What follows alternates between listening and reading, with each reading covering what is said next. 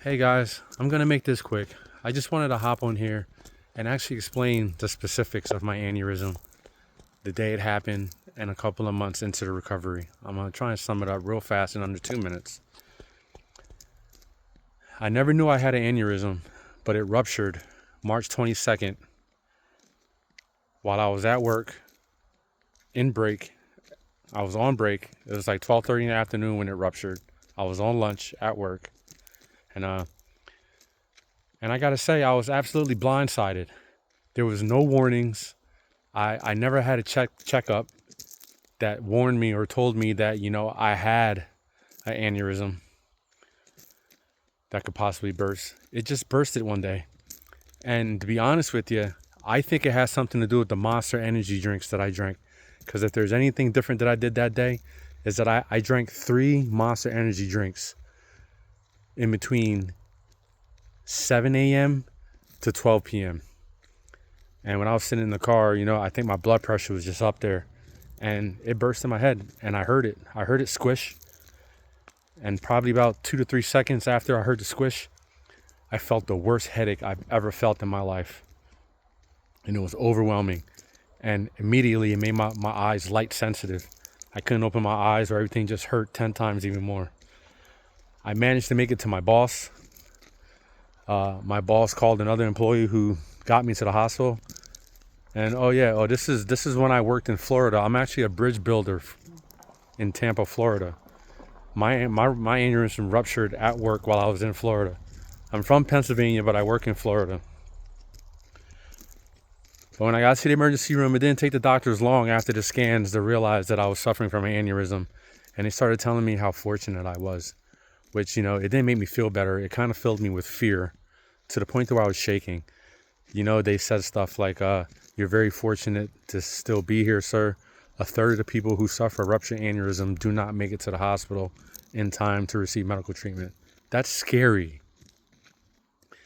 That was so scary to me. And immediately I started shaking uncontrollably from fear. But if you guys don't mind, if I can share with you a divine moment I had, what I feel was what I had with my creator. I had my phone. So, while, I'm shaking and fumbling, but I'm trying to text my loved ones because I don't know what's happening. But I'm scared that I'm not going to make it. I'm scared that this will be my last chance to hear my loved ones' voices and say goodbye, So I called my lady because she's the closest one to my children. I know my children are there, So I called her and explained to her what was happening, told her I love her, to tell my kids I love them. I'm not sure how this is going to turn out, but, tell everybody that I love them. And after I hung up the phone, my sister-in-law called me, who's a very religious woman, and she asked me if it was okay to pray for me. And I said yes, of course. But this is what happened to me. This is what was weird. She started praying for me, and in the middle of me being scared and shaking and my mind going crazy, going 5 different, 6 different ways, not knowing if I'm going to survive, if I'm going to live, if I'm going to have brain damage, if I'll ever wake up from this operation. If I don't wake up from this operation, am I going to go to hell? Did I live a life worthy enough to go to heaven? Am I going to be okay? But she started praying for me.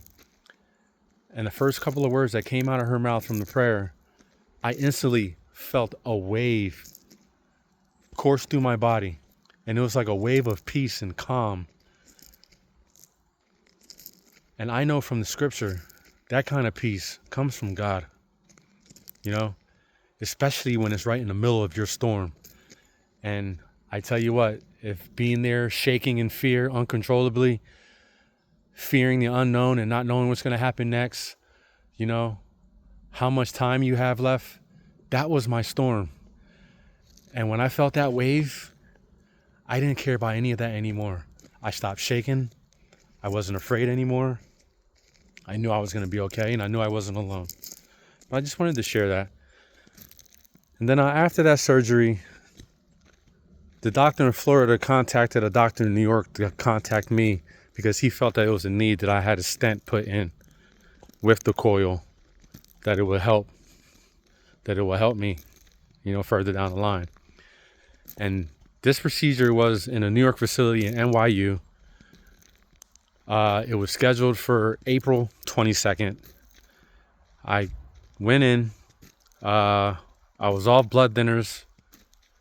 I was on blood thinners, but I was off the blood thinners at the allotted time. They told me to stop taking them before the procedure that day, which was 9 a.m. The procedure was 11 a.m. that day. But I went in, and I felt good about it. I felt like the worst part was already over.